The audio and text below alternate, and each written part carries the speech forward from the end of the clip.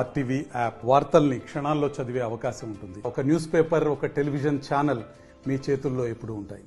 దేశవ్యాప్తంగా విద్యుత్ ఉత్పత్తి థర్మల్ విద్యుత్ కేంద్రాల ద్వారా అత్యధికంగానే చేస్తున్నారు. మరొక వైపు హైడల్ విద్యుత్ కేంద్రము, సోలార్ విద్యుత్ ప్రాజెక్టులు, అలాగే అనేక రకాలుగా అనేక మార్గాల ద్వారా విద్యుత్తును జనరేట్ చేస్తున్నారు. అయితే ఇటీవల కురుస్తున్నటువంటి వర్షాల నేపథ్యంలో థర్మల్ విద్యుత్ కేంద్రాల వద్ద బొగ్గు నిల్వలు నిండుకున్నాయి. బొగ్గు షార్టేజ్ ఉంది. ఖచ్చితంగా బొగ్గు నిల్వలకి ఆటంకం ఏర్పడింది వర్షాల ద్వారానే. ఉదాహరణకి తెలుగు రాష్ట్రాల్లో, ముఖ్యంగా తెలంగాణ రాష్ట్ర వ్యాప్తంగా సింగరేణిలో ఉన్నటువంటి బొగ్గు నిల్వలు తగ్గిపోతున్నటువంటి పరిస్థితిని మనం గమనించవచ్చు. దీన్ని బొగ్గుకు వర్షాల దెబ్బ. 36% మాత్రమే బొగ్గు నిల్వలు ఉన్నాయి.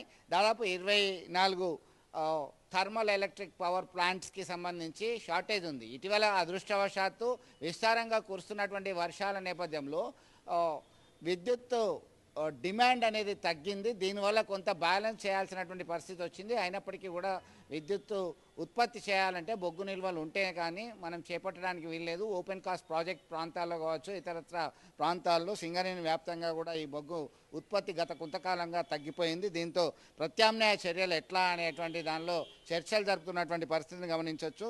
దీనిలో దేశవ్యాప్తంగా 2.20 లక్షల టన్నుల బొగ్గు కావాలని చెప్పి డిమాండ్ చేస్తుంటే 184 థర్మల్ విద్యుత్ ఉత్పత్తి కేంద్రాల్లో ఈ బొగ్గు సరఫరా చేస్తుంటారు వివిధ రాష్ట్రాలకు సంబంధించి. దీనిలో భాగంగానే ఇప్పటివరకు షార్టేజ్ ఉంది, బొగ్గు షార్టేజ్ ఉందని చెప్పి కేంద్ర బొగ్గు సంబంధించినటువంటి మంత్రిత్వ శాఖ నుంచి అధికారులు వెల్లడిస్తున్నటువంటి పరిస్థితి. సింగరేణి విద్యుత్ ఉత్పత్తి కేంద్రంలో బొగ్గు నిల్వ 36% మాత్రమే ఉన్నాయి.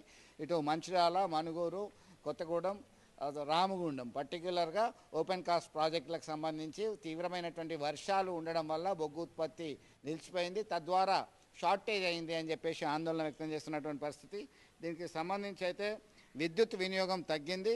గత నెల 29 వరకు 304.89 మిలియన్ యూనిట్ల కరెంటు వినియోగం కాగా ఆగస్టు 1న 158, ఆగస్టు 2న 171 మిలియన్ యూనిట్లే ఉంది. భారీ వర్షాలతో ఏకంగా 130 మిలియన్ యూనిట్లకి వినియోగం తగ్గడం వల్ల విద్యుత్ ఉత్పత్తికి బొగ్గు అవసరం కూడా పడిపోయింది. లేదంటే థర్మల్ విద్యుత్ కేంద్రాల ద్వారా విద్యుత్ తయారు చేయాలంటే ఈ వర్షాలు అడ్డంకిగా మారినాయని చెప్పుకోవచ్చు. దీనిపైన 36% మాత్రమే ఉండడం ఆందోళన కలిగించేటువంటి విషయంగా ఈ సింగరేణి అధికారులు ఆలోచిస్తున్నటువంటి పరిస్థితి.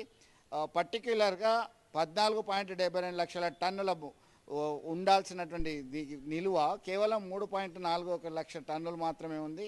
ఏపీలో సైతం తగ్గింది. ఒడిశా, తెలంగాణ, సింగరేణికి సంబంధించినటువంటి రావాలంటే గూడ్స్ రైళ్ల కొరత కూడా ఉంది అని చెప్తున్నటువంటి పరిస్థితి. మొత్తం మీద సింగరేణి వ్యాప్తంగా బొగ్గు ఉత్పత్తి తగ్గడంతో విద్యుత్ థర్మల్ విద్యుత్ కేంద్రాలకు సంబంధించి బొగ్గు నిల్వలు నిండిపోయాయి. ఎలా దీన్ని ఫుల్ఫిల్ చేయాలి, ఎలా అయితే బాగుంటుంది అనేటువంటి కోణంలో చర్చించుకున్నటువంటి పరిస్థితి. విడుదల సుమంత్తో కలిసి చంద్రశేఖర్, ఆర్టీవీ, కరీంనగర్. మరిన్ని వీడియోస్ కోసం ఛానల్ ని సబ్స్క్రైబ్ చేయండి. లేటెస్ట్ అప్డేట్స్ కోసం వాట్సాప్ ఛానల్ ని ఫాలో చేయండి. అండ్ లింక్ డిస్క్రిప్షన్ లో ఉంది.